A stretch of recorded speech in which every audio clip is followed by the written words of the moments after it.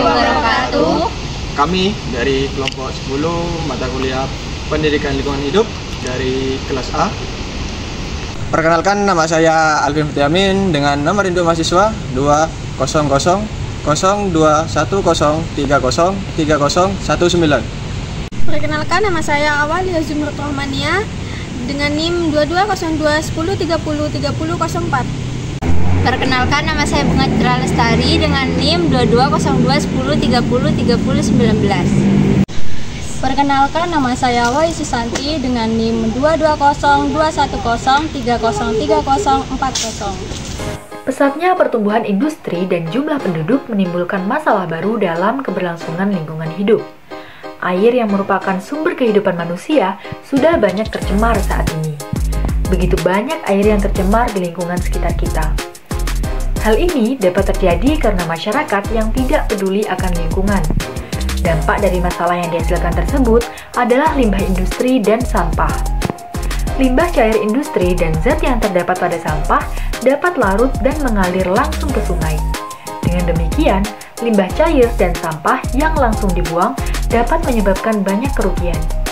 Pencemaran air jika tidak diatasi, maka akan terus terjadi dan akan membuat dampak yang serius untuk keberlanjutan hidup makhluk di bumi.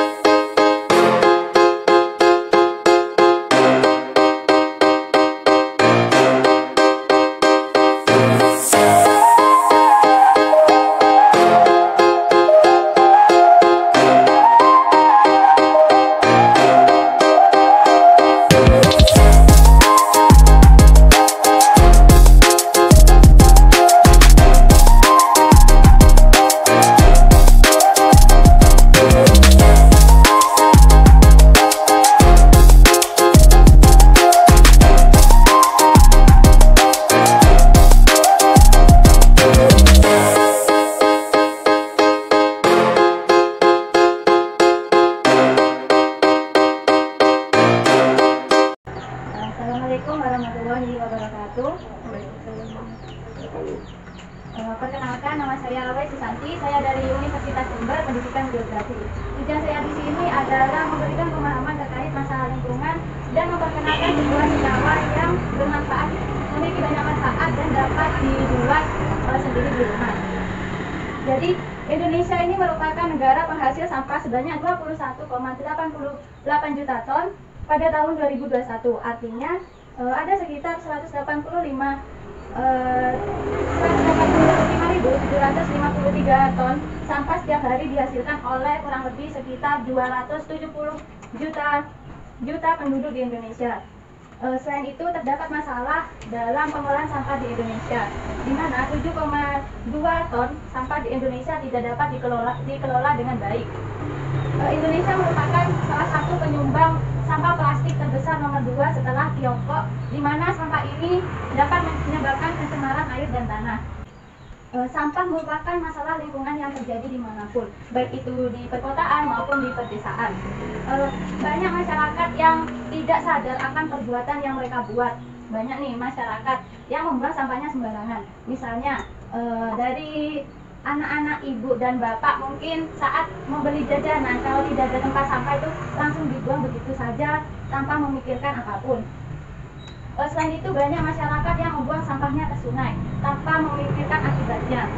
Dari masalah tersebut kita tidak menyadari dampaknya, bahwa dampak dari membuang sampah sembarangan yaitu misal di sungai ini saat musim hujan, sampah yang menumpuk nantinya akan menyebabkan aliran sungai terbubar dan akan dapat menimbulkan bencana seperti bencana banjir. Selain itu, sampah yang menumpuk dapat menyebabkan bau yang tidak sedap sehingga dapat mengganggu aktivitas saat berkegiatan.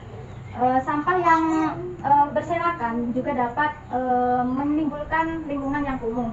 Saat dilihat, lingkungan tersebut akan tidak suasananya akan tidak terasa begitu nyaman. Meskipun kita sudah membuang sampah ke tempat sampah, hal itu tidak dapat memberikan solusi terhadap masalah yang terjadi, karena sampah yang sudah kita buang nantinya akan diangkut ke TPA, dan di TPA itu sampah tidak dikelola karena sampah yang tadinya dari tempat sampah itu tidak dipilah terlebih dahulu. Misal kan ada itu tempat sampah yang ada jenisnya, mulai dari sampah organik, sampah anorganik, maupun sampah yang berbahan bahaya. Di Indonesia ini tidak banyak tempat sampah seperti itu. Jadi saat dibuang ke TPA, tempat sampah itu nantinya akan menumpuk dan di sana tidak diolah dan didaur ulang karena sudah bercampur oleh sampah dari sampah organik, anorganik, dan berbahan bahaya. Hal itu juga dapat menimbulkan masalah lingkungan baru. Sampah yang menumpuk di TPA akan menggunung dan nantinya akan memerlukan tempat baru dan membutuhkan lahan untuk membuat TPA lagi. Solusi yang dapat dilakukan untuk masalah tersebut yaitu dengan memilah sampah atau membuat tempat sampah dengan jenis sampah seperti organik, anorganik, dan berbahan bahaya. Selain itu kita dapat mendaur ulang sampah. Tanpa kita sadari ternyata sampah ini memiliki banyak manfaat. Sampah dapat digunakan sebagai penyala ekoenzim. Mungkin Bapak dan Ibu tahu apa itu penyala ekoenzim? Atau mungkin pernah dengar? Belum pernah dengar. Itu perlu dijelaskan. Jadi senyawa ekoenzim ini merupakan fermentasi dari sampah organik dari kulit buah dan sayuran. Dari bahan tersebut kita dapat mengubahnya jadi senyawa ekoenzim yang memiliki banyak manfaat. Jadi jika Bapak dan Ibu memiliki sampah seperti hasil dari memasak sayuran dan habis memakan buah, kulitnya dan sayurnya, hasil sisanya dapat digunakan sebagai ekoenzim ini.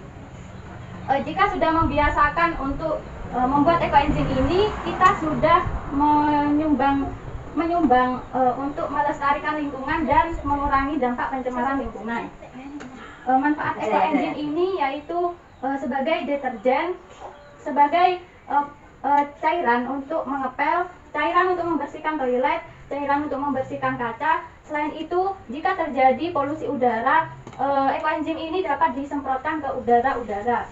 Selain itu, jika Bapak dan Ibu mungkin suka berkebun atau memiliki lahan pertanian, ekoenzim ini dapat digunakan sebagai pupuk dan pestisida atau untuk penghilang hama, baik itu hama di perkebunan atau di rumah. Hama di rumah itu seperti lalat, kecoa, dan semut, seperti itu. Baik, langsung saja mungkin kita bisa mengeksekusi bahan yang ada di depan kita. Bahan yang diperlukan untuk membuat ekoenzim ini yaitu ada molase, ada air, ada sayuran atau sisa sayuran dan kulit buah, dan ada toples. Molase sendiri ini terbuat dari tetesan tebu. Jika Bapak dan Ibu mungkin sulit untuk mencari tebu, mungkin bisa menggunakan gula merah. Gula merah itu dirajang lalu diberi air. Saya tidak menyarankan untuk memanaskan gula merah untuk dicairkan seperti ini karena senyawa yang terkandung di dalamnya nantinya akan seperti ini. Senyawa yang terkandung di dalamnya nanti akan hilang.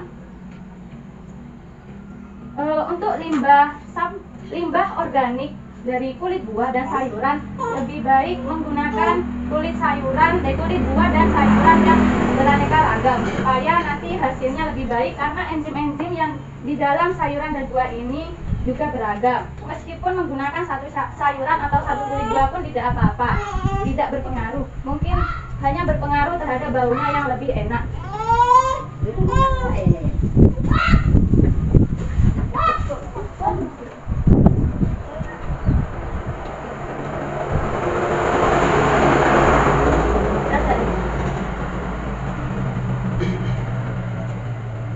Sebelum memasuki tahapan pembuatan, perlu diingat bahwa ada rumus untuk membuat ekoenzim ini, yaitu 1:3:10, di mana 1 itu untuk bagian molase atau tetes tebu atau gula merah, dan 3 untuk kulit buah atau sisa sayuran, dan 10 untuk air.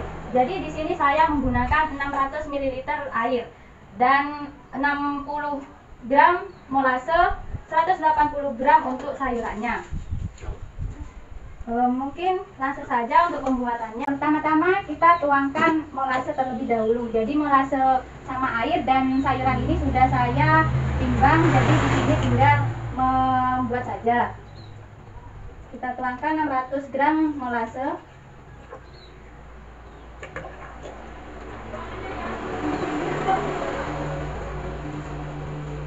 Kemudian selanjutnya kita tuangkan air sebanyak 600 gram.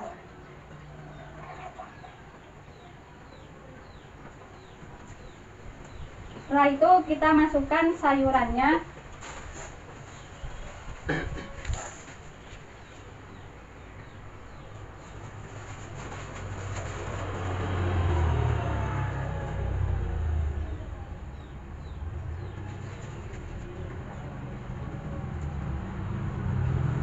Lalu kita aduk-aduk.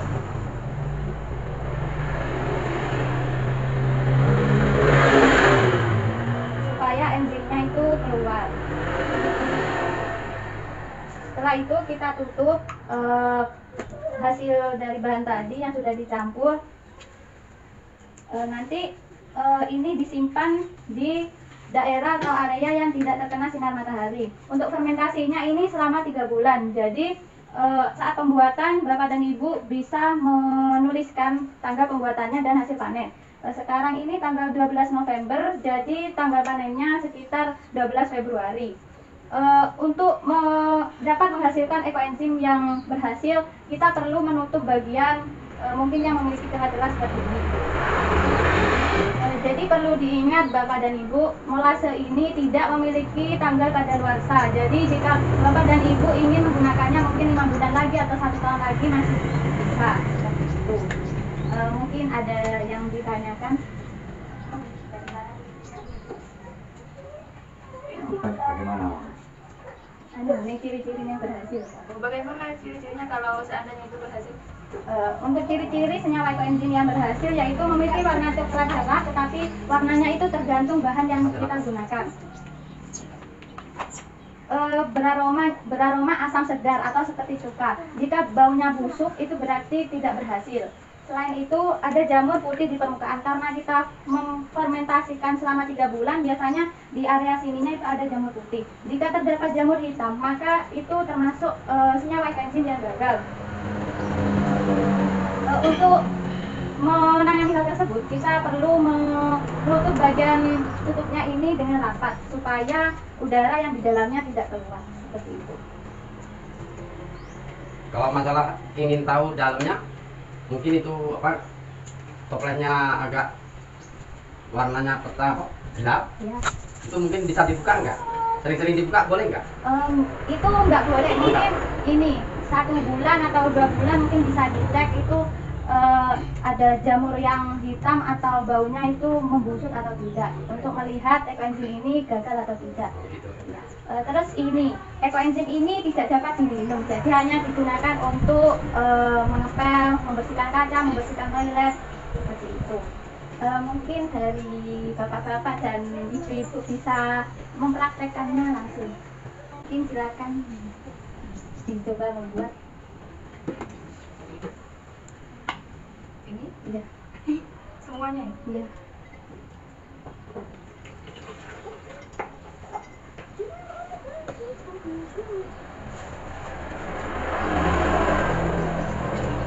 Kalau lebih dari 60 gram kan nggak masalah.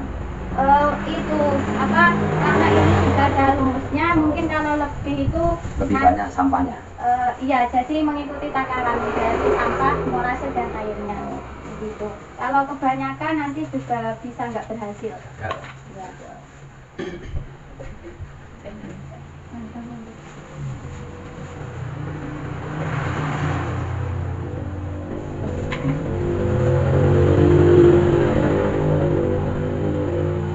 Nyimpannya tadi berapa bulan? Bulanan apa harian? Bulanan. 3 bulan baru bisa dipanen. Terus penggunaannya? Untuk membersihkan toilet, untuk cairan pengepel atau cairan membersihkan kaca. Selain itu dapat digunakan untuk polusi udara, nanti disemprotkan itu disemprotkan di begini saja ya. Terus efek-efek samping nggak ada? Untuk istilahnya itu kan ini tidak boleh minum ya. Jadi efek sampingnya ada di tubuh. Kalau untuk cairan mengepel atau membersihkan kaca itu tidak ada efeknya. Kalau itu mungkin kan sekarang banyak sungai yang tercemar oleh sampah. Jadi itu kita jika menuangkan ekoenzim ini dapat meminimalisir pH air yang sudah tercemar oleh sampah tersebut. Enggak, maksud saya itu kalau seandainya itu dipakai terus ada anak kecil, uapnya itu kira-kira nggak ganggu enggak? Untuk uapnya nggak mengganggu. Mungkin Bapak bisa mencium ini hasil dari ekoenzimnya.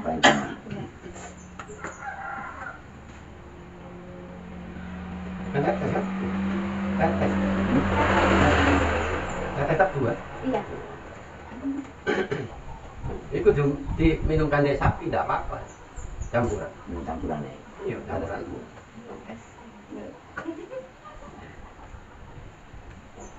Jadi tidak ada efek-efek sampingan kerusakan di bagian tubuh terus di tempat lain nggak ada. Tidak, pokok tidak diminum. Mungkin dari hasil membuat ekoenzim ini kita dapat meminimalisir pencemaran lingkungan karena limbah plastik ini juga sulit terurai baik itu di laut maupun di tanah.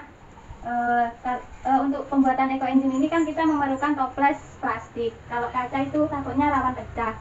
Jadi kita bisa menggunakan toples plastik, galon plastik le mineral yang 1 kali pakai itu. Jadi kita bisa menyumbangsi pelestarian lingkungan dan mengurangi masalah lingkungan yang ada.